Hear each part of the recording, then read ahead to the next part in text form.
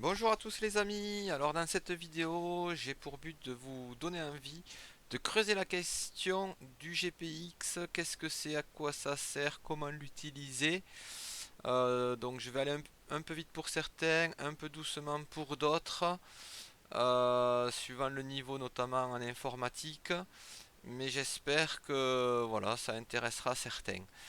Je précise que on voit là où j'ai fait mes acquisitions et que ces acquisitions étaient faites dans le respect de la légalité puisque j'ai utilisé tout simplement ma moto. Donc je n'ai pas fait d'excès de vitesse. Pour la petite histoire, sachant que c'est une chaîne de mobilette pour ceux qui débarquent. Remarque concernant la GoPro, effectivement il y a un GPS intégré qui permet une exploitation et une intégration des données on va dire, dans le logiciel de montage associé à la GoPro. Mais moi, ça m'intéresse pas trop tout ça parce que je cherche à faire des choses à moindre coût. Et du coup, utiliser des applis gratuites ou pas chères et des logiciels de montage gratuits. Donc, je ne vais pas développer ce qui concerne la GoPro puisque de toute façon, j'en ai pas et ça coûte un peu cher à mon goût. Autre remarque concernant le GPS, effectivement, je ne veux pas trop rentrer dans le débat de la précision, de la tolérance. Je sais que tout appareil de mesure a des tolérances et des incertitudes, mais je pense quand même que l'utilisation du GPS via son téléphone permet notamment de valider ou d'invalider une modification, par exemple sur sa mobilette. Donc je pense quand même que c'est une façon de faire qui est quand même assez intéressante. Alors, rentrons dans le vif du sujet. Les applications, j'en ai testé plein et voici un petit peu mes conclusions. Sur iPhone, vous avez GeoTracker, Lite ou Pro, gratuite ou payante, hein, limitée ou non, en fait. Et sur Android, vous avez pareil, porte le même nom, mais c'est pas du tout la même. GeoTracker et qui elle est gratuite. Voilà.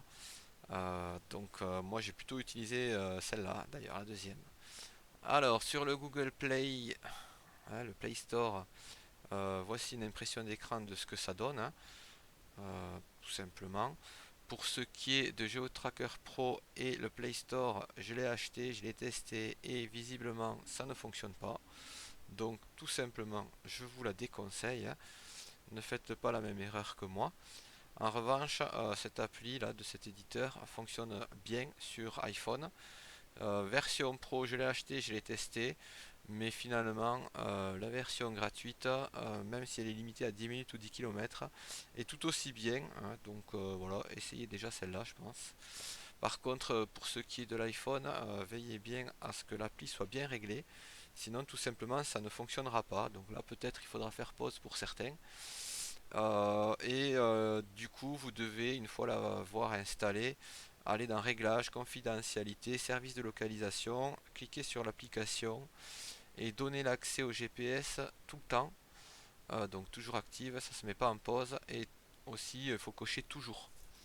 Parce que de base, c'est coché lorsque l'application est active. Et là, ça ne fonctionnera pas. Donc remarque quand même qu'il y a son importance.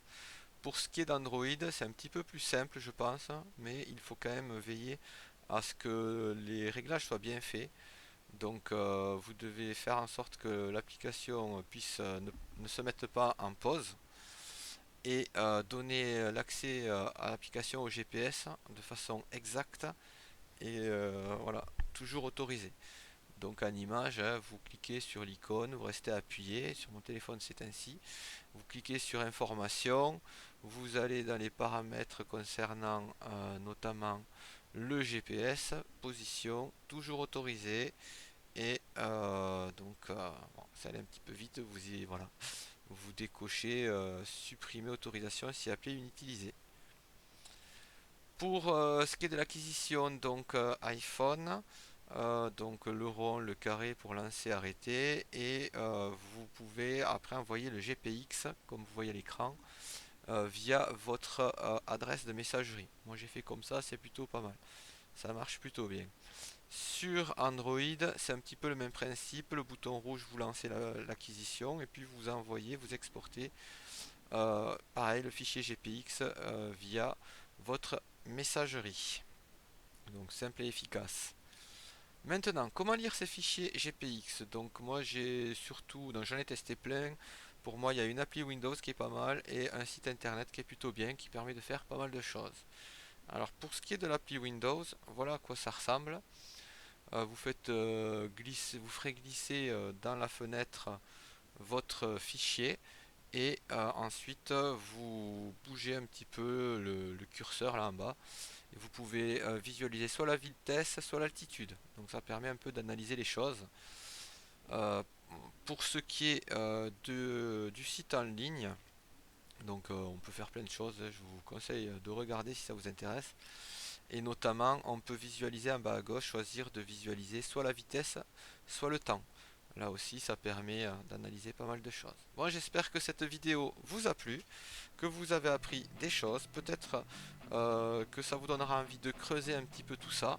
Et qui sait, vous utiliserez peut-être maintenant des fichiers GPX, soit dans vos vidéos en les intégrant dans un montage, hein, on verra ça plus tard, ou en utilisant un petit peu le fichier pour analyser par exemple vos performances en course, notamment à chaque tour ou suivant les réglages que vous aurez fait.